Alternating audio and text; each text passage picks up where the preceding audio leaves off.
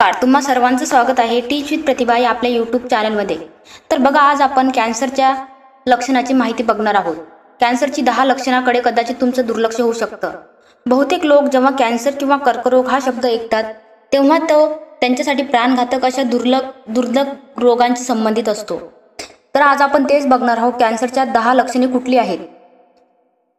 तर बघा, 1970च्या दशकापासून आजारातून बरे होण्याची संख्या तिप्पट झाली आहे। सर्वात महत्त्वाचं म्हणजे लवकर निदान झाल्यामुळे हे शक्य झालं आहे। कॅन्सर जास्त पसरण्याआधीच निदान झाल्यास रुग्णांसाठी अनुकूल परिणामासह उपचार शक्य असतात। समस्या अशी आहे की अनेक वेळा आपल्याला डॉक्टरकडे जाता येत नाही किंवा आपण डॉक्टरांकडे जाण्याचा महत्त्व देत नाही। आपण काही लक्षणांकडे दुर्लक्ष करतो, त्यामुळे लवकर निदान लागत नाही।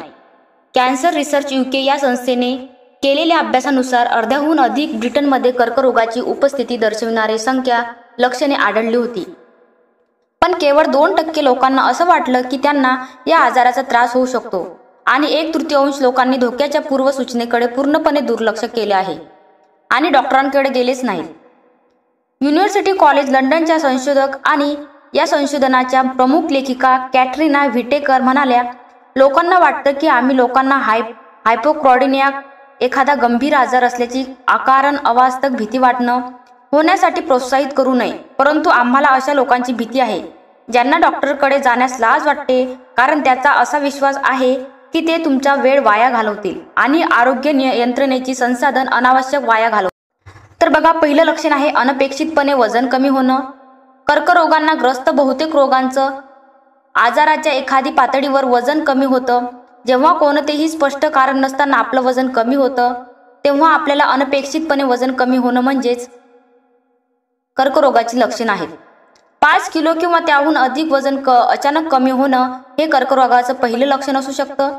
स्वादुपिंड, पोट, अन्नमालिका किंवा फुफ्फुसाच्या कर्करोगात हे वारंवार होतं। नंतरचा बघा, ताप। कर्करोग असलेल्या रुग्णांमध्ये ताप खूप सामान्य आहे। कॅन्सर पसरत असताना तापाची वारंवारता वाढते। कर्करोग असलेल्या प्रत्येकाला कधीतरी ताप येतो, विशेषतः जर कर्करोग किंवा त्यांच्या उपचारांचा रोगप्रतिकारक शक्तीवर परिणाम होत असेल तेव्हा सामान्यपणे वारंवार ताप ल्युकेमिया आणि लिफोमा सारख्या रोगांचा प्रारंभिक लक्षण असू शकते। नंतरचं लक्षण बघा, थकवा येणे। अत्यंत थकवा येणे, विश्रांती घेऊनही तो न जाणे हे कर्करोग वाढत असल्याचा एक महत्त्वाचं लक्षण असू शकतं। पण काही कर्करोगामध्ये जसं की ल्युकेमिया ज्यांच्या सुरुवातीलाच खूप थकवा येऊ शकतो, कोलन किंवा पोटाच्या कर्करोगामुळे रक्त कमी होऊ शकतं, त्यामुळेही थकवा येऊ शकतो। चौथं लक्षण बघा, त्वचेवर होणारा बदल। त्वचेच्या कर्करोगाबरोबरच इतर काही कर्करोगामुळे त्वचेत बदल होऊ शकतात। त्यांची चिन्ह आणि लक्षणे बघा, त्वचा गडद होणे म्हणजे हायपर पिगमेंटेशन, त्वचा आणि डोळे पिवळे पडणे म्हणजे कावीळ, त्वचेचा लालसरपणा, एरिथेमा, खाज सुटणे, केसांची जास्त वाढ। नंतर 5वं लक्षण बघा, मलमूत्र विसर्जनात होणारे बदल। बद्धकोष्ठता, अतिसार किंवा तुमच्या स्टूलचा आकार बराच काळ बदलणं हे कोलन कॅन्सरचं लक्षण असू शकतं। दुसरीकडे लघवी करताना वेदना होणं, लघवीमध्ये रक्त येणे किंवा मूत्राशयाच्या कार्यात बदल होणं, जसं की लघवी वारंवार किंवा कमी होणं, मूत्राशय किंवा प्रोस्टेट कर्करोगाशी संबंधित असू शकतं। लघवी करताना वेदना, लघवीमध्ये रक्त येणे किंवा मूत्राशयाच्या कार्यात बदल मूत्राशय किंवा प्रोस्टेट कर्करोगाशी संबंधित असू शकतं। 6वं लक्षण बघा, बऱ्यानं होणाऱ्या जखमा। बऱ्याच लोकांना माहिती आहे की तीळ वाढणं, दुखापत होणं किंवा रक्त येणे ही त्वचेच्या कर्करोगाची लक्षणे असू शकतात, परंतु आपण लहान जखमांकडे देखील लक्ष दिलं पाहिजे ज्या 4 आठवड्यापेक्षा जास्त काळ बऱ्या होत नाही। घसा जरा बरा होत नसेल तर तो तोंडाच्या कर्करोगामुळे असू शकतो। तुमच्या तोंडातील कोणतेही पदार्थ दीर्घकाळ राहिले तर डॉक्टर किंवा दंतवैद्याकडे ताबडतोब तपासलं पाहिजे। पुरुषांचं ज्ञानेंद्रिय किंवा योनिमार्गाकडील फोड हे संक्रमण किंवा सुरुवातीच्या टप्प्यातील कर्करोगाची चिन्ह असू शकतात आणि त्यांची डॉक्टरकडे जाऊन तपासणी केली पाहिजे।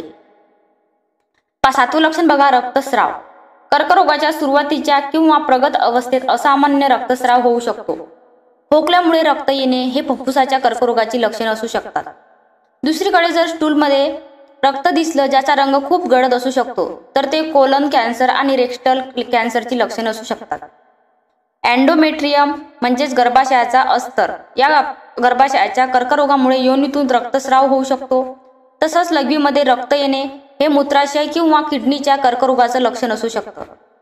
स्तनातून रक्ताचा स्राव येणं हे स्तनाच्या कर्करोगाचं लक्षण असू शकतं. 8वं लक्षण बघा, शरीराच्या कोणत्याही भागात कडकपणा किंवा गाठ.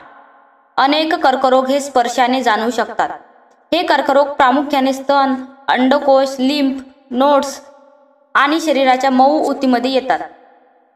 गाठ किंवा कडकपणा हे कर्करोग असल्याचं लवकर किंवा उशिरा दिसणारं लक्षण असू शकतं. 9वं लक्षण बघा, गिळण्यात अडचण. सतत अपचन किंवा गिळताना अडचण येणे ही अन्ननलिका, पोट किंवा घशाच्या कर्करोगाची लक्षणं असू शकतात. या यादीतील बहुतेक लक्षण ही अनेकदा कर्करोगाव्यतिरिक्त इतर कारणामुळेही होतात. 10 बघा, सततचा खोकला किंवा घशात होणारी खवखव.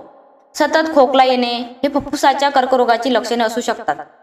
तुम्हाला 3 आठवड्यापेक्षा जास्त काळ त्रास होत असल्यास तुम्ही डॉक्टरांकडून भेटून त्यांचा सल्ला घ्यावा. तसंच स्वरयंत्र कर्कश होणं, थायरॉइड ग्रंथीच्या कर्करोगाची लक्षणे असू शकतात. तर ही होती कॅन्सरची 10 लक्षणे. याच्याकडे दुर्लक्ष करू नका. अशाच नवनवीन आपल्या चॅनलवरती, टीच विथ प्रतिभा चॅनलवरती नवीन योजना तसेच बातम्या आणि तसेच माहितीपूर्वक अशी माहिती बघण्यासाठी टीच विथ प्रतिभा या यूट्यूब चॅनलला सबस्क्राईब करा आणि बेल आयकॉन दाबायला विसरू नका.